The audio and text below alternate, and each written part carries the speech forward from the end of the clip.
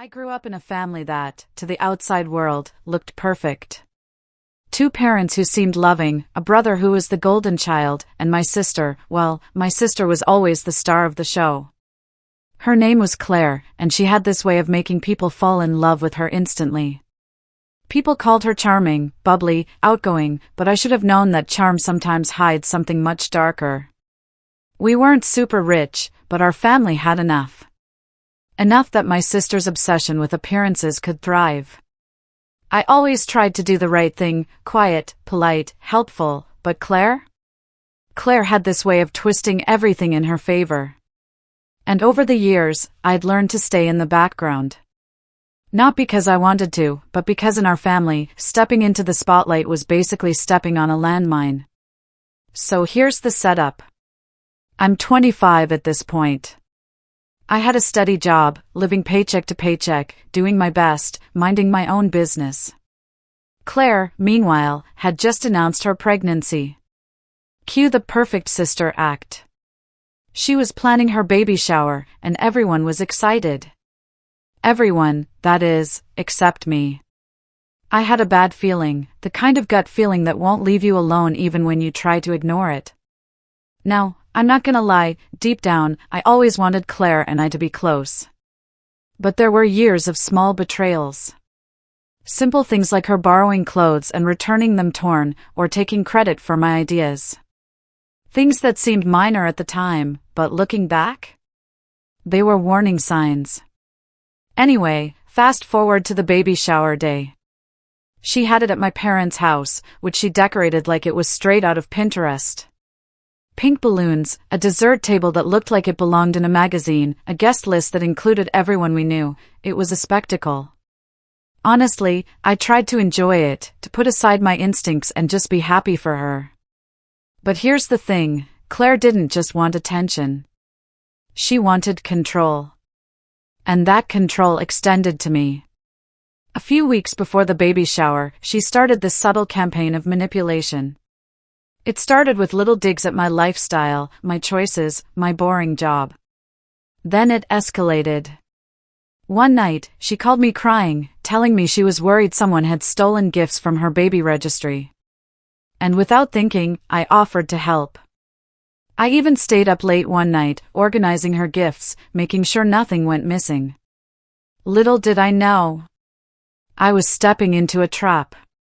Because Claire wasn't worried about missing gifts.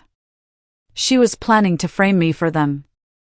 And this is where it gets messy. I want you guys to really picture this, the day of the shower, our house buzzing with family and friends. Laughter everywhere, the smell of cupcakes and fresh flowers in the air, and me, trying to be the supportive sister while this horrible suspicion gnawed at me. So, while everyone was arriving, I did something kind of sneaky. I pulled out my phone and turned on the camera. Not because I expected anything bad to happen, but because something in my gut said I might need proof. And thank God I did. But I didn't know what I'd be capturing.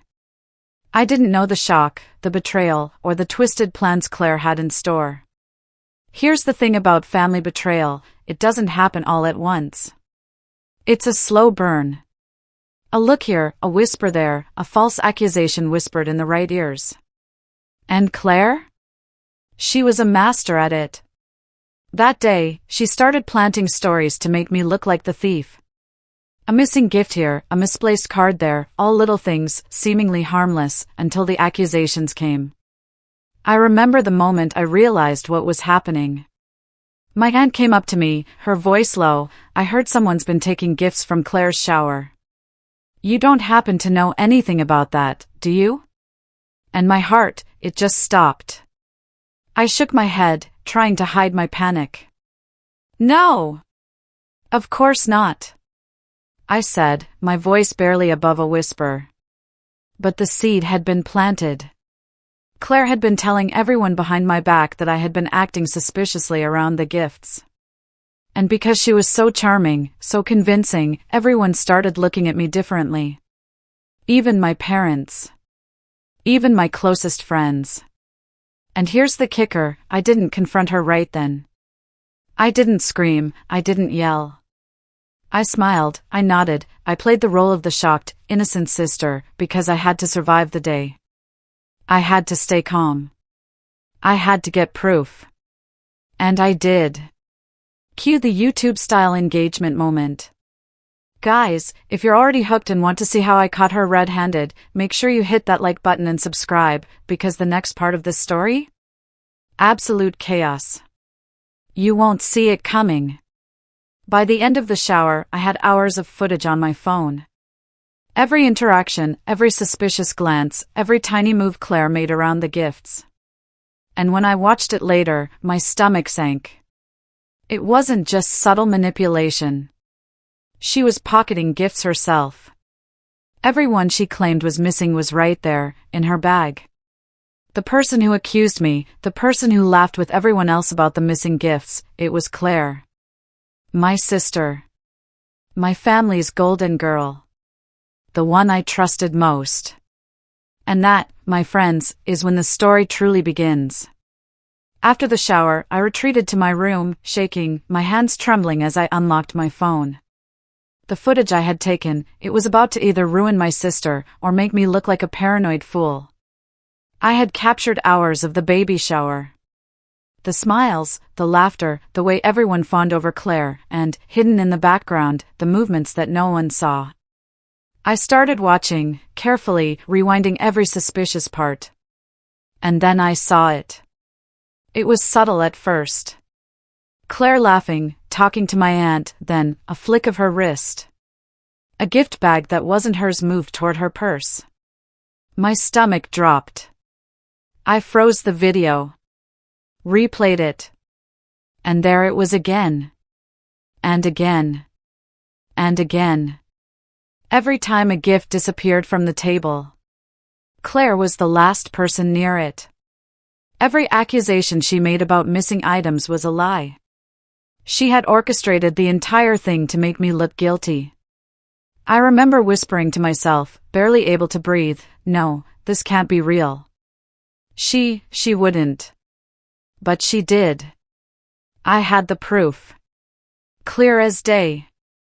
Footage of my own sister, the person I had grown up trusting, slipping gifts into her bag, smirking at the camera as if she knew no one could see. And the worst part? Everyone believed her. Everyone but me, now armed with the evidence.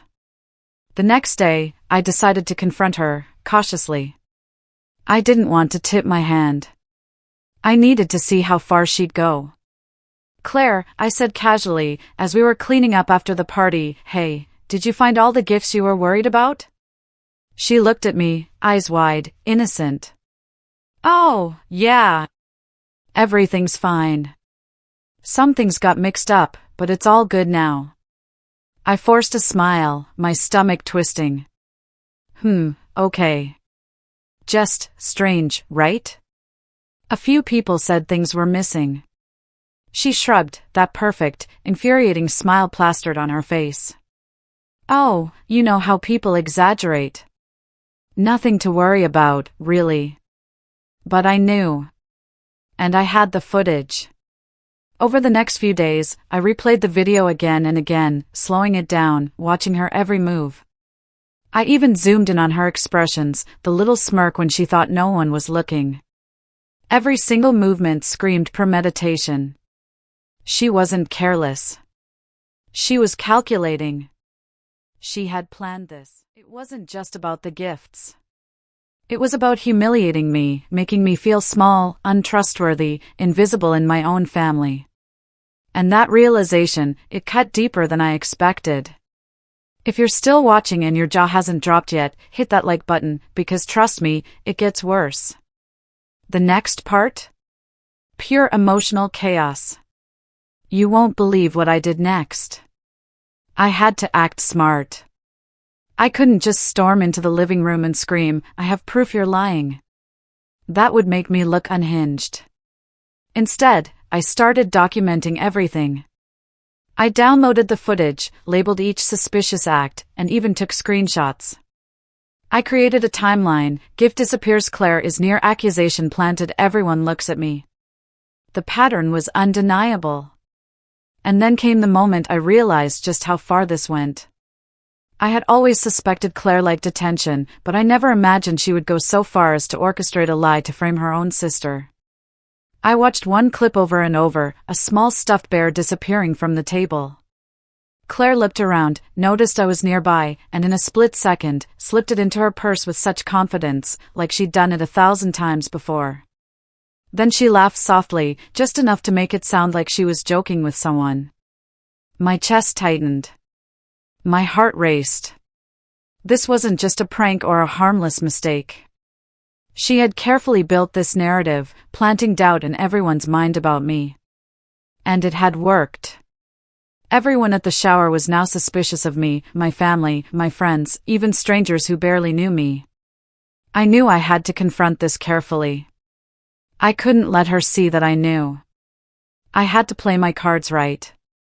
So, I decided to test her.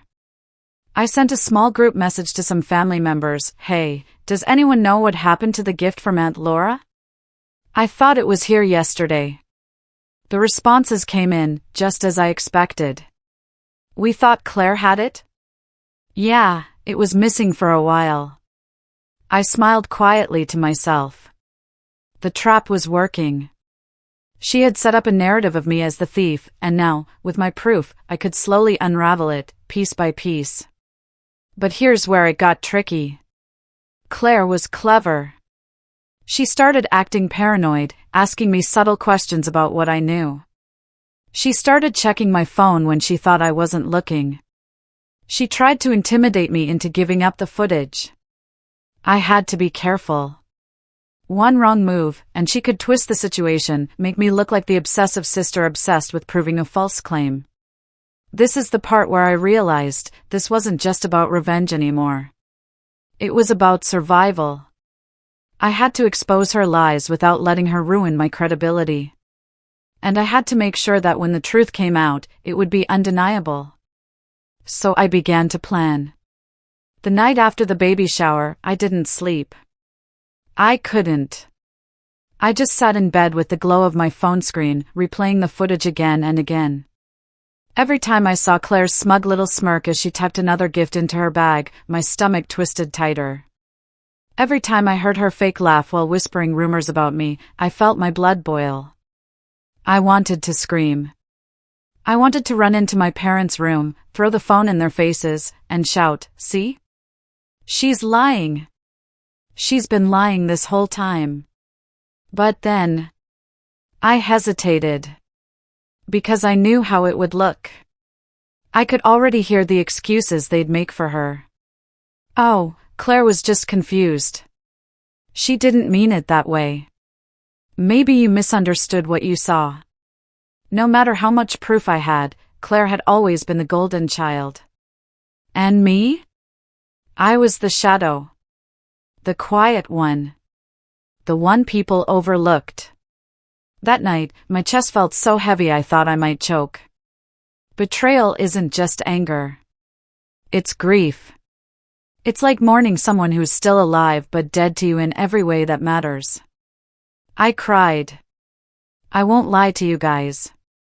I cried so hard I couldn't breathe. Because I wasn't just losing trust in my sister, I was losing trust in my family, in myself, in the bond one thought we had. But then, as the hours passed, the grief turned into something else. Something colder. Something sharper. Revenge. It started as a whisper in my mind, what if I flipped the script? What if, for once, she was the one humiliated in front of everyone? I lay there in the dark, heart racing, and slowly the pieces started coming together. Step 1, protect myself. I backed up the footage on 3 different drives, my laptop, an external hard drive, and even a cloud account under a fake name. If Claire suspected I had proof, she might try to delete it. But I was ready. Step 2, build my credibility. I started acting normal around her. Sweet, helpful, supportive. I texted her, asked about her pregnancy, even brought her snacks when she complained about cravings. All the while, inside, I was seething. But to her? I was the perfect sister. The one she'd never suspect was planning her downfall. Step 3. Wait for the perfect moment. I couldn't just drop the footage randomly. No, that wouldn't be satisfying. Claire had humiliated me publicly, whispering lies, planting seeds of doubt. My revenge had to be just as public, just as devastating. And that's when it hit me, the upcoming family court hearing. Claire and her fiancé were having some legal issues about inheritance and assets, nothing huge, but enough that the whole family would be present, including extended relatives. That was my stage. My moment. Pause for dramatic effect, lowering voice. And trust me, when I say I was going to use that moment to destroy her, I mean it. But here's the thing about revenge, it eats you alive while you're planning it. In the weeks leading up to the hearing, I was a wreck. I'd lie awake at night, my mind racing. My body was exhausted, but my brain wouldn't shut off. Every detail of the plan ran through my head on repeat. What if the footage wasn't clear enough? What if she flipped it and accused me of editing it? What if my family still chose her over me? The doubts clawed at me. And yet, every time I thought about backing down, I remembered the humiliation of being whispered about at the baby shower.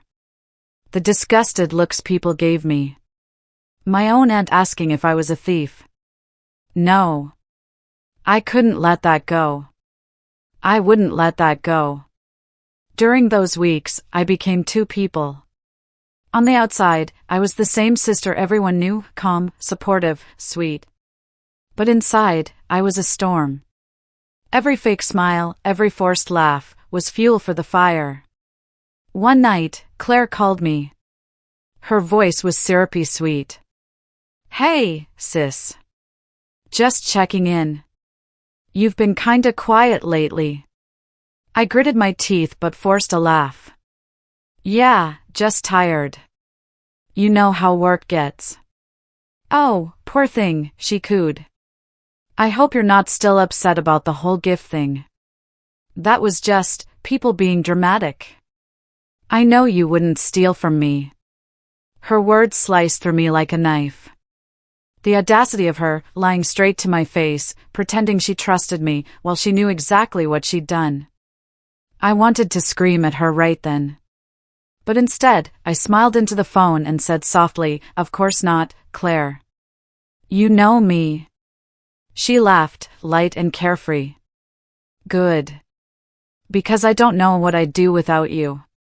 When she hung up, I sat there in silence, shaking with rage. She had no idea what was coming. My plan grew sharper every day. I practiced my speech in front of the mirror, imagining the look on her face when I revealed the truth. I rehearsed the moment I'd press play on the footage, letting everyone see her lies in full color. But I also knew one thing, the best revenge isn't just exposing someone. It's making sure they can't twist their way out of it. So I collected witnesses. I subtly asked family members about the shower, making them recall how suspicious things seemed. Did you notice Claire acting nervous? Remember when that gift went missing? I guided their memories, so when the truth came out, they'd realize they had seen signs all along. And I didn't stop there. I went one step further. I found receipts, literally. Claire had returned one of the stolen gifts online under her fiancé's account. And guess what? She used the refund money to buy herself maternity clothes. I printed everything. Bank statements, return confirmations, timestamps. Layer upon layer of evidence, impossible to deny. By the time I was done, I didn't just have a smoking gun. I had an entire arsenal. The night before the family court hearing, I barely slept again. But this time, it wasn't fear keeping me awake. It was anticipation. I lay in bed, staring at the ceiling, imagining the moment. Claire's face, draining of color as the truth played on screen. My parents' shock. The silence in the room when everyone realized I wasn't the liar she was. And for the first time in weeks, I smiled. Not a fake smile. Not a forced one. A real smile. Because I knew, tomorrow, justice would finally be mine. And that, my friends, brings us to the edge of the storm. The moment where planning ends and execution begins. Make sure you're subscribed, because in the next part, I reveal exactly how I unleashed my revenge in front of everyone, and trust me, it's pure chaos. The courthouse smelled like old coffee and toner, a place where people came to settle scores and sign away dignity. That morning I zipped my jacket up to my chin like armor, tucked my hard drive into my bag, and walked in with a calm face I did not feel. My palms were steady, but behind my ribs my heart pounded as if it wanted to run out of my throat. Claire walked in like it was her red carpet moment. Her hair fell perfectly, her outfit was immaculate. She smiled at every cousin, every neighbor, every relative like a queen walking through her court. Small-town eyes followed her, and so many of them still saw only the golden girl. I kept my head down and let them believe what they wanted for a little while longer. We were all there for the family mediation hearing about Claire and her fiancé's dispute with my parents over a small property thing, nothing gigantic, but enough to bring the extended family and the kind of spectators who live for drama. I had deliberately told a few relatives that I'd be sharing something important afterwards, enough to ensure the room would be full. I'd rehearsed my speech until it was carved into my bones. I had backups of backups.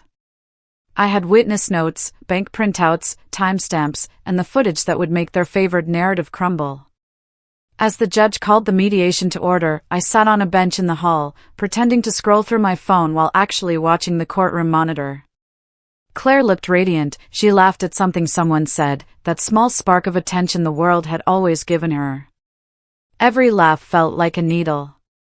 When the hearing ended and people trickled out, I did what I'd planned. I asked for the room. "Can I talk for a minute?" "I need everyone here," I said, my voice steady. Heads turned. Claire's smile tightened a fraction. "Oh. About what?" she asked coolly. The edge in her voice was like metal. "About the baby shower," I said. "Nothing dramatic, just direct. We need to talk about what actually happened." People shuffled closer, curiosity flaring. There's nothing like the promise of family scandal to pull people together.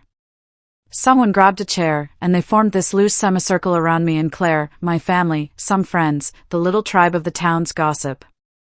I felt like a performer about to take the stage. "Before you start," Claire said with a little laugh, "I hope this isn't one of your conspiracy theories. We have a lot to do today." Her look implied I was being melodramatic. Several eyes flicked toward me with that same almost pitying expression I'd seen at the shower. I looked at her, then at the crowd, and I took a breath. "I don't want to drag this out," I said. "I brought evidence. I want everyone to see it." A nervous murmur rippled through the semicircle. "You brought what?" Claire asked, panic peeking through for the first time. Her voice lost some of its honey. I tapped my bag, then pulled my laptop out. Everyone leaned in. There's a specific silence in a room when people expect entertainment, and that silence felt like a live wire. "Before any of you decide what to think," I said, "watch. Just watch." I hit play. The footage started with shots of the living room stacked with gifts, soft pastel tissue paper, ribbon, the sugar-sweet chaos of a perfect shower. It was slow at first, laughter, people hugging, someone popping a confetti balloon. Then the camera, placed cleverly near the gift table, caught Claire in close-up. She mingled, laughed, and then, in those small, human movements that are only incriminating once you know to look for them, she reached into a gift bag and tucked a small plush bear under her arm. She glanced up, smiled at someone across the room, and slid it into a large tote she'd brought. Gasps. Someone muttered. Aunt Laura's mouth formed an O. A cousin reached for his phone. I let the footage play. Clip after clip showed the same behavior, Claire lifting cards, slipping small boxed items into her bag while speaking to people, pretending to help, pretending to laugh. She'd even staged the missing item conversation in a corner with my aunt right after she'd stashed a present. I allowed the video to run unedited, raw. The sea of faces shifted. People who had been dismissive at the shower now looked like they'd swallowed gravel. When the clip ended, there was a beat of silence that felt like the fall between a film reel snapping and the lights coming back on. "That's not possible," Claire said, a tremor in her voice. For the first time she looked unglued. "You don't get to say that," I said, my voice rising though I tried to keep it measured.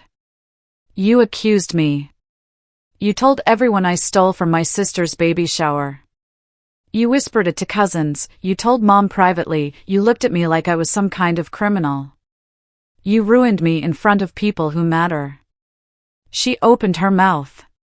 People leaned forward. I let her take that breath and watched the color drain from her cheeks.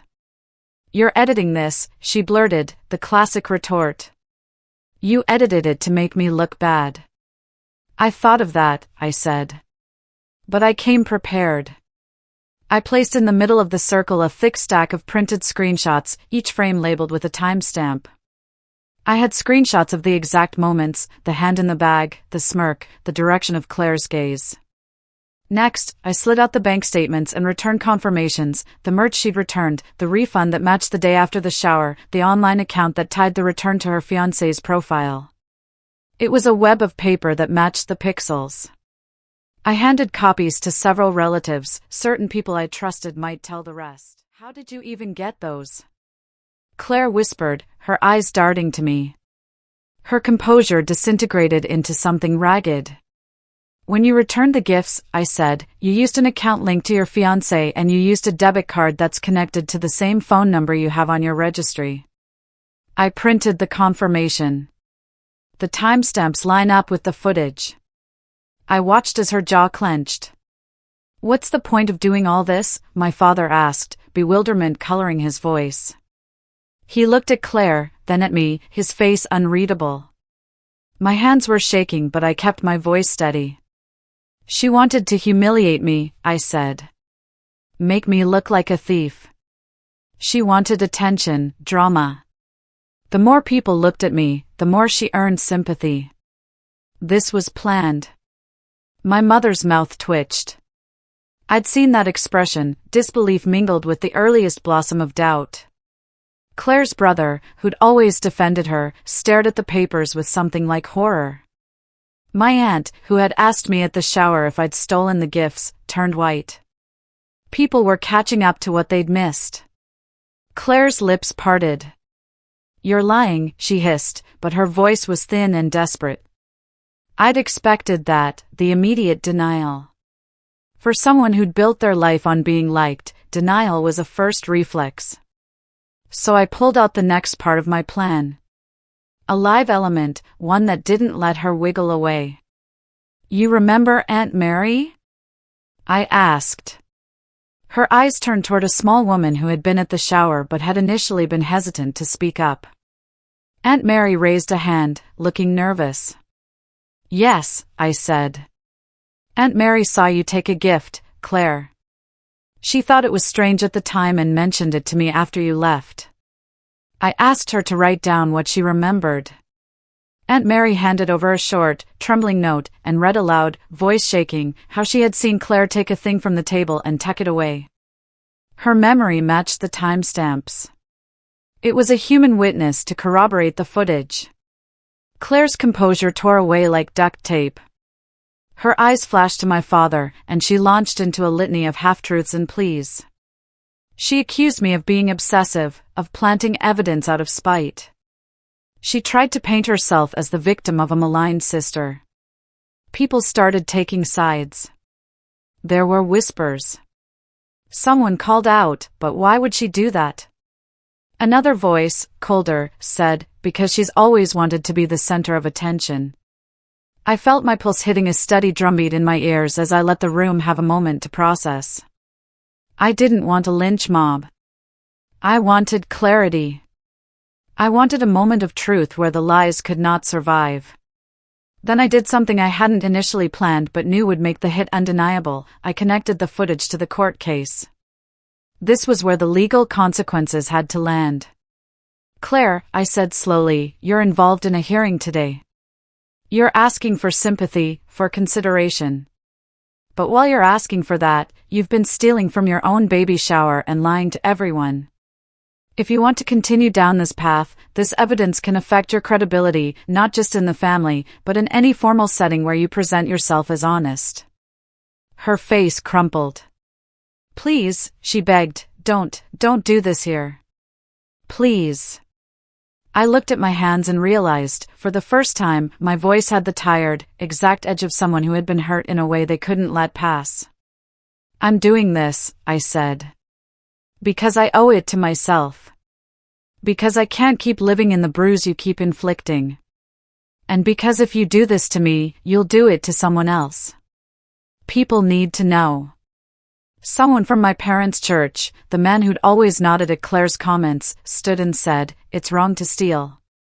If this is true, she should answer for it." Claire burst into tears then, a raw, trembling thing that looked rehearsed but also desperate. She started to talk about stress, about baby hormones, about how she might have made a mistake. She begged for forgiveness in a voice that made some of our relatives soften, and I felt the old rug of family loyalty twitch under the weight of new facts. But the story didn't end with one reveal. I had another card to play, one that made everyone really listen. I had sent copies of the footage and the printouts the night before to several people who couldn't be present, a cousin out of town, a friend of the family, and to a small local news blog that does human interest pieces. I hadn't planned on public shaming, but the blog's inbox pinged early that morning. They'd asked for a comment. I didn't give them one, not then, but the threat of it made people sit up straighter. In a town like ours, reputation is currency. A hush settled. Claire's fiancé, who had been trying to mediate, looked as if the floor had dropped from beneath him. His loyalty to her was stubborn, but you could see the gears turning. If this came out, it would change the optics, and not in their favor. I watched as faces around me shifted from reflexive support of Claire to the slow, painful work of re-evaluating everything they'd believed. It felt vindicating, but also strange, like watching snow melt to reveal a messy sidewalk you'll now have to clean. That was the first public humiliation. It was sharp and surgical. But I wasn't finished. For months, Claire had been narrating a story where she was the victim of theft, building sympathy that helped her through the court proceedings and kept family members on her side. I needed to remove that narrative entirely to make sure she couldn't spin it into future manipulations. So I went further. I filed an anonymous package to several family group chats with timestamps of social posts where Claire had reposted sympathy messages from the baby shower, messages that now seemed built on a lie. I left copies of the footage on a thumb drive in the church mailbox with a note asking them to watch before making any more comments. It wasn't me making it public, at least, not directly, but pieces of the truth found their way into places she'd used as leverage. I also made sure the mediation was put on hold until the family could address what had happened. I didn't want to destroy anyone's life with tabloid tactics, but I did want to ensure that if someone was lying under the guise of victimhood, that lie couldn't be used as a shield in legal or family disputes. The fallout was immediate. People who had championed Claire started distancing themselves. Some apologized to me personally, eyes wet with embarrassment. My parents, stunned, asked for time to process. Claire's friends were bewildered and, in private conversations, outraged. A few people defended her fiercely, some still do, but the momentum had shifted. The most dramatic moment came later that week when Claire confronted me in front of our parents. She was raw, and her voice cracked. "You ruined me," she said. "You made me look like a criminal." "You ruined my reputation first," I said. "You whispered that I was a thief. You put me in a place where everyone looked at me with suspicion. This is reclaiming my life." She tried to bargain, to promise to make amends, to offer to return gifts, some of which were never retrieved. She asked me to take the footage down. She said she'd apologize if I did. The offer smelled like manipulation, and I smelled it from a mile away. Her humility tasted like strategy. But the most powerful form of revenge is not to rub someone's nose in the dirt forever, it's to make sure the truth is known and then let natural consequences follow. I didn't want to be cruel, I wanted justice. So I let things unfold. I let people process, talk, and make their decisions. I refused to partake in any petty public shaming beyond the facts. I provided them proof, witnesses, and time. I kept my dignity. The court hearing was rescheduled to address the new context. Claire's credibility in front of a mediator was no longer a given. The days after were a blur of awkward family dinners, difficult conversations, and the slow but steady rebuilding of my life. People approached me in private to say they were sorry. A few relatives stopped answering my calls. Claire's social media quieted, the Golden Girls spotlight dimmed. She posted a few teary videos that read like apologetic PR, but you could tell the magic stitch that made people trust her had frayed. There were moments when I felt sick with triumph. There were also nights when I wept, not from pain this time but from the strange weight of being the architect of someone's collapse. Revenge sits in a weird place. It's not pure joy. It's complicated. You get closure, yes, but you also watch someone you once loved reveal themselves in a way that cannot be unseen. And then karma, the slow, everyday kind, began doing what secrets do. People who value honesty started gravitating away from behavior that rewarded secrecy. Claire found herself having to rebuild trust in ways she'd never needed to before. She apologized in a family meeting, but apologies don't erase time or the memory of being lied about. She worked, in fits and starts, to earn respect rather than assume it. In the end, my revenge wasn't about theatrics. It was about taking back my narrative. About forcing the truth out where it mattered most. About making sure that if she wanted to accuse someone next time, the world would need more than charm to believe her. After I exposed Claire at the courthouse, life didn't magically become perfect. People like to imagine revenge ends with fireworks and applause, but the reality is quieter, heavier. Some family members avoided me for weeks, not because they didn't believe me, but because they didn't know how to face me. They had believed Claire's lies, whispered behind my back, and treated me like a criminal. Facing me meant facing their own shame. Others did the opposite. My Aunt Laura, the one who had asked me if I was the thief, came to me in tears one evening. "I'm so sorry," she said, clutching my hands. "I should have known better. I should have trusted you." That apology hit me harder than I expected. I didn't even know how badly I needed someone to say those words until I heard them. My parents were complicated. My mom refused to fully accept it for a long time. She kept saying things like, "Claire's just under stress," or "She's pregnant, she's not herself." But my dad? He was silent for days, then one morning he sat at the table with me, his face tired. "I don't know what happened to your sister," he said. "But I'm sorry we doubted you." That meant everything. As for Claire, she spiraled. She lost the sympathy she'd carefully built during her pregnancy. Friends stopped answering her calls. Her fiancé, though still standing by her, was visibly shaken. He couldn't unsee the footage. And when people in the community started whispering, the right whispers this time, about her stealing from her own shower, her perfect image cracked. The Golden Girl had fallen. At first, she tried to fight it. She posted long, dramatic paragraphs on social media about being misunderstood and targeted. She tried to spin it as me being jealous, obsessive, even cruel. But the proof was already out there. The receipts. The witnesses. The footage. People weren't buying her version anymore. Eventually, she deleted her accounts. The silence that followed was louder than any post she could have written. And me? For the first time in years, I felt light. Not because humiliating my sister made me happy. No, it wasn't that. It was because I had finally broken free of the role she had forced me into, the scapegoat, the shadow, the invisible sibling. I had taken control of my own story. I went back to work, back to my life, and people who had once looked at me with suspicion now looked at me with respect. Some even told me I was brave. I didn't feel brave. I felt exhausted. But in that exhaustion, there was peace. I started sleeping again. I started smiling again. And when people whispered, it wasn't about me being a thief.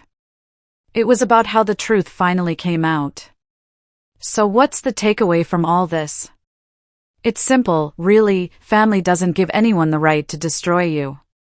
Sometimes the people closest to us are the ones who betray us the deepest.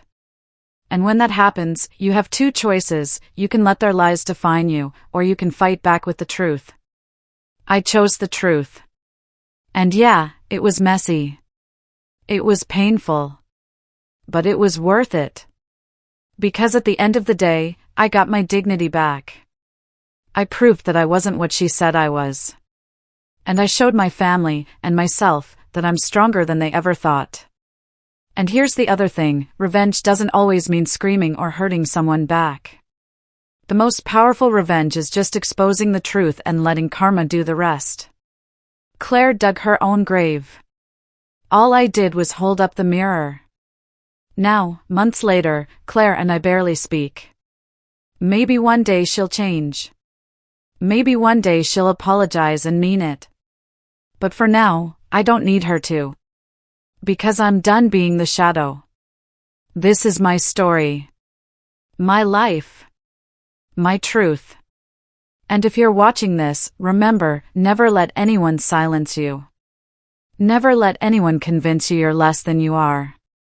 And when the time comes, when you have the proof, when you have the truth, don't be afraid to show it.